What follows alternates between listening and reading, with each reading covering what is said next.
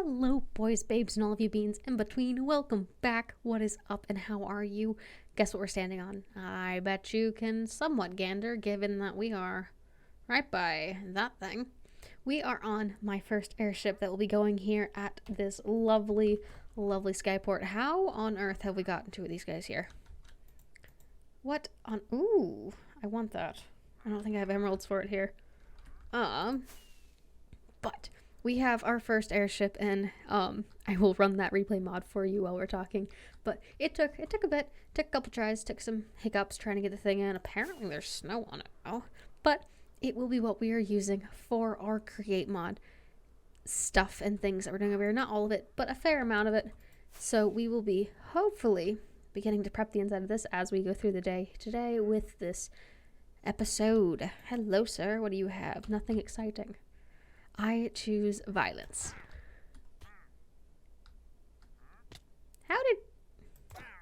Thank you. Goodbye. I do want to get some emeralds for that guy, though, because I was recently working on some gathering things for a certain mod collection of achievements, because I hadn't stopped to look at the achievements on this world, specifically in these mod packs, or in these mods entirely, until very recently. We do not have enough emeralds. Boo. Unless... you know, I'm not fortuning those. Nope, we don't have enough. We'll come back for him. Hopefully he's still there. But we will be hopefully turning this into a variety of just simple enough farms that we can put in here. I gotta figure out how to ensure that we have enough power, because while we do have the 2 windmills there, I am not confident that it'll be providing enough power for everything that we have to do. So I will be trying to expand them out to give them at least a 3x4 for size, but we might also have to add some other power sources in here to hopefully knock that out. I am considering some sort of lava setup to make some sort of engine, because if I recall correctly, we have access to an engine in here. How it works, I am not confident, but I do know that there is a way to build some sort of steam engine. Is this it? Yeah, steam engine. Don't know how it works, don't know what it is, but I do understand that we can use it, and it has a higher stress capacity than most other things. So we will definitely be looking into some sort of lava production system, so we have this to power some things, but not everything. Because I do understand that it takes a lot of lava to run that thing at an effective rate. Ooh. I wonder... campfires might be a good way to go about this. We will definitely be experimenting with this today to see what we can figure out with it. Not confident as to how it works exactly, but we will be looking into it and figuring it out, because I'm not sure what that part there is, but we will absolutely be looking into figuring out how to get this set up. But I'm going to get this bottom floor area set up so we can actually build things on it and have space and floors, because we're going to try and break it down so that we can have sections full of conveyor belts for different parts and components that we need produced. So I'm going to get to it, and I'll bring y'all back in just a minute. Alrighty, so we went ahead and put this cute little floor in. It's nothing special, but it does stick kind of to the color scheme that was already here and provide some level of lighting. The next thing that we want to try and do, though, is I want a steam engine in here.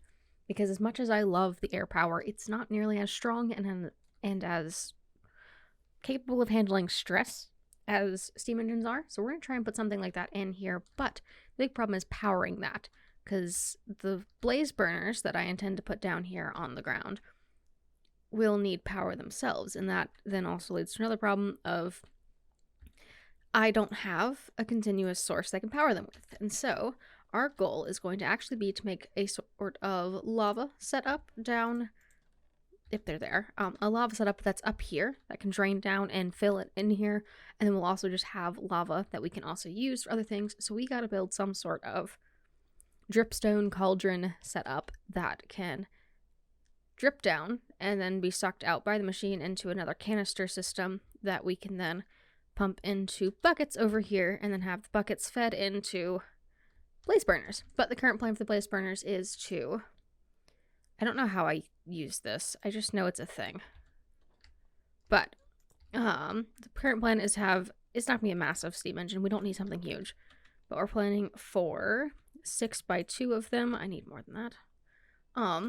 But that should put us in a good position to have enough power here that we can work with it, in addition to the area just under here is hollow. So we can put power and mechanics under here so that we can make sure that these guys are getting fed correctly. So we need to get a lava thing set up, and I'm going to work on that, and I'll bring it back once it's done. Alrighty, so I have been busy. There are a variety of things that have been happening. A couple of them consist of, I now have a lava farm. Now, we're working on expanding that because it's not as big as I initially was hoping for it to be, and I have found myself in a position I need more lava. It's not that I'm not getting enough, because this is about 20 minutes of sitting here, but the problem is that it's only 20 minutes of sitting here. And that number right there of 112 is only 112 buckets. So that's a breakdown per bucket of how much is in here. So we're going to try and add another 5 on each side of this just to give it a little more space, and then I need to expand it a little bit more. It's working. It's not bad. It is not bad by any mean. We're just going to make fun of my staircase though.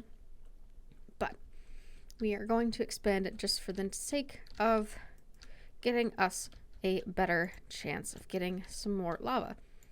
Mind you, I probably could have gone a lot bigger with this, and honestly, I probably will continue to expand it, because once this starts moving, the lava does get used pretty quickly by those guys, as the buckets of lava would get fed to them. So we would be in a position that it is eating through it at a much higher rate than I am producing it. So there is a slight chance we might make another one above this, but I doubt that will be the case that we go to. I do think, though, that expanding this is probably our best bet at the moment. So what we're going to do is place these, place that, and then we have to place some more dripstone underneath this, which we have, luckily. And then I gotta go through and break that piece of glass up there. Hold on, we're gonna pick up the mess we are making. We gotta come back through and get some more pipes for this in a second. But I don't know how you get it out of there. I'll figure that out. Skills. I should be able to grab lava out of the cauldrons before it gets drained, or I could just turn it off so it's not automatically draining it. Turning it off might be the best bet. But yeah, I can just grab that really quickly. And then if any other ones come out, we can do that. But we go up here. We quickly break. Oh, I wanted that. Oh well. Break, oh, and break. And then we can, as we get lava, fill this in, and I will put another glass one over the top of the ones I have filled so I don't double fill anything. Hello there, you're coming with me. But that puts us in the spot that we will be able to farm a little extra lava at a time, and we're using this to power it because I don't want to rely on power from the steam engine to power the fueling system for it, just because when I turn off the steam engine, because I don't want it using a lava, I want to be able to be building up more lava. So I will definitely have to spend some extra time sitting up here doing this as we continue to farm for lava. The next thing is, these are going to be my steam engine systems. I was considering doing a 3x3, but because this build is an even build, I don't really want to go for that sizing and make it uncentered, because I honestly really like the way it fits perfectly on that little cluster of amethyst I put down there.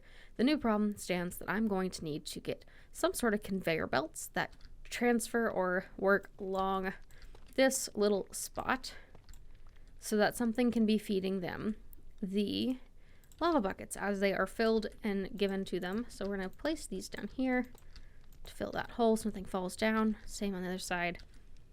But we're going to need to set it up so that something is able to feed them. And there is a wonderful, wonderful little tool for that. And that would be... Where is my grabby hand friend? This guy. So this little Doom Flicker, I don't have one of those yet. I need to figure out how to make one of those. But this little guy can detect and determine what needs to happen with certain things. So you can tell it you want to place items here, but you're going to be picking up lava buckets only. So it can pick up lava buckets only from the conveyor belt that'll be in front of it, and then feed them to these guys, which I think is going to be super, super cool. The problem that I'm going to run into is feeding the empty lava buckets all the way back to where we'll be filling the lava buckets, which is just underneath this. So we got to figure that out, which is going to be a bit of a pain. But I think our best bet is going to be that a conveyor belt will be traveling on the upper, so it'll be like a block or two higher than the ground above this. So it'll be sitting like up here, taking the full ones over here, and then dividing it evenly between the two, and then taking it down onto here, and it'll take it there. And then we'll bring the conveyor belt back underneath this way, which that's the perk of raising the floor here like I did, and to have it travel up across this. I think we'll do it back some so we can keep the glass in place. But then it can travel up and move across the ground and redeposit it back into the chest that we'll have back here for empty buckets. I think that'll be our best bet of action because we have some buckets already that I set aside. I will continue to make more as we need them, but I think that that's going to be our best bet of having something above and something below that will transfer them back and forth. Now, getting that set up and getting it powered is going to be our next goal. So let's see what I can pull out for that. The next big thing is making sure there's constant water in here, and I am struggling with setting that up, but we're going to see what I can do. I will bring y'all back once we have something done. With great chaos, madness, and a little bit of frustration, and a whole heck of a lot of breaking, replacing, we have now accomplished madness. And when I say madness, I mean a fully functional steam engine. It was a pain to get this thing done. I am honestly amazed that I have done it. But with great excitement, I do actually believe I can decrease the size of that, and eventually... Yeah, no, I'm pretty confident I can decrease the size of that. Pretty confident. But saying that, we now have a fully functional steam engine that is working. We have a way to store excess buckets up here so that those are more than ready and able to be refilled as they are needed to be sent down here. We had to slow this thing down enough. The thing that caught me up the most on all of this was slowing this specific arm down enough that we could actually use the mechanic. But as you can see, it'll take that up. It's not very fast. Put new lava on its new friend, take it, and then dump it into this specific filter, which is specified to only be for empty buckets. The problem I was running into earlier was I could not figure out for the life of me how to sort it out so that it wouldn't have to bring the lava buckets back here because they kept ending up underneath the system and being spit back out. So we were able to figure out a method of doing it. Took a hot minute, but as you can see, they now will go out one at a time next to each other, and it will go and relight them, put the thing back in here, and we can actually follow that bucket. Let's put some free cam in, but you can follow that bucket as it gets dispensed there onto this Speedy Gonzalez pathway, where then gets dumped on this not so quick conveyor belt, which will then loop and wrap around up to here, up into that, dump in this little bucket, dump in this chest, where then it's filtered back outward, refilled with lava, and transferred back into the system. Not terribly complex, but a whole heck of a lot of pain, making sure everything was turning the right direction, turning at reasonable speeds, not going too fast that it was just excessive, and just overall getting to this point. It took a little longer than it should have, but it is working now, and we are now able to, once we are ready and capable in a position that I want to, make this area a fully functional factory. Now, when I say fully functional factory, I'm not meaning we're putting tree farms in here. I'm not meaning we're putting in, like, other farms like that. I'm meaning we'll be setting up a line of the stampers, a line of the pokers, certain things that will, like, specifically make precision mechanisms, stuff that will specifically make just any of those, like, very specific items that you don't get automatically. We're definitely going to have at least one, if not two, crushing wheels sitting over here in the corner, in addition to having just a variety of smaller machines. But we will be able to, hold on, I don't think I have any blocks for it up here, but I can at least demonstrate it. How many materials? Actually, no. Let's use the spruce real quick. But there we go. Current plan is that once we are up and going, we will have, mind you, we're not using spruce for it, But we will be able to throw in a platform up here that will also be powered in addition to the platform down there. This platform can extend much further out and run its course all the way out to here and be a functional workspace above here and in addition to what's below. And I do believe we'll do another one again at that level once we get there, because that leaves plenty of headroom for any machines that need to be taller or shorter, giving us honestly enough clearance if we only stay in the back of the ship to have, I think, up to 20 to 30 farms and factory components just running through here quite efficiently. Was the steam engine necessary? Probably not. We probably could have done this just on wind power and just had it like I have in my other building where I turn things on and off as I need them. But this is just one of those things that was super fun to learn how to do it. So that now I know how to do this, I can set one up over on the land when we want to do things like the monorail systems that I've seen people doing. Like set up a girder system that runs all the way across a whole area out there. But looking at it from the outside also is pretty cool, because now you just look in and there's a whole engine inside this ship, which is kind of trippy in all honesty, because once again, free cam, it's so weird to see stuff inside of this, because when I've designed this, I've honestly never put anything in it. It's always just been a vacant space, and the original design actually had something blocking these windows. It just had frog lights at the time, filling in the space behind the windows to make it look like it was lit up inside, but that was backed with black concrete, so you couldn't see inside at all. And I think it looks super cool, to be completely honest, and I love that it's slowly getting more life in it, and I cannot wait to be putting more of the machine components in these windows so it can actually look like it's moving around and doing things. But I don't want to fly back around. Let's do that. I do think I am going to come in and modify it just a touch, maybe like in these back windows, to have some sort of balcony space that I can get in and out that isn't just the front mouth of this thing.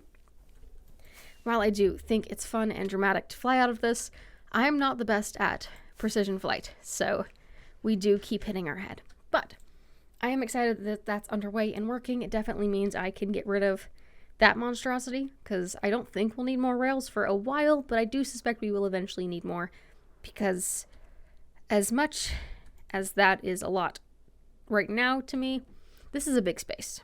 We are going to end up taking up a lot of this space and using a lot of those things to move things around and do all sorts of crazy stuff. So I am very proud of where I've gotten to at this point. I'm going to do a little bit of tidy up to make sure that it's not a mess for me next time I come back in here to work. And like specifically that. We're going to clean that up. We might throw a couple more buckets in here so it's got more than enough floating around. I still think it has way more than we'll ever need, but it's already there, so might as well add a couple more.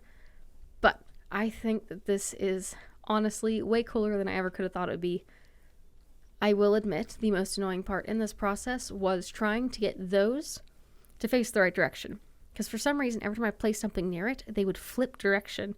And I'd be sitting here confused as to why it suddenly stopped working when it was actually pumping water out of it instead of into it, which, as you can see, something is pumping it the wrong direction. Something, I do believe, is pumping it the wrong direction, because it should not have. I don't think it should be in the red like that. Unless I'm losing my mind. No, they're all that way. Okay. Well, but as you can see, I don't understand this fully yet. I'm still figuring it out. But I am very proud of it, and it's very, very silly, and it's massive grinding nature. But I'm going to get some cleanup, and I'll show you guys the area once we've tidied it up a little bit, and I'll see y'all in a minute. Alrighty, so we are now looking at our current setup. It is cleaned up. I got rid of that ugly scaffolding attempt I did going up there. We cleaned up some spots. We now have it marked out where-ish I think I will end up putting the platforms. And there is no mess here other than my ingest, which I don't think is a mess. So we'll count that as a win. And I do believe that puts us in a good spot to go ahead and wrap up today's episode. Thank you guys so much for being here with us. I absolutely appreciate it. You guys are the bomb diggity. And I am glad you guys stuck around with me to watch me struggle with this monstrosity. And we will continue to be struggling with this monstrosity as time goes on. But thank you so much for being here. Thank you for watching. And y'all have a lovely rest of your day. Stay hydrated and have a safe day. Bye now.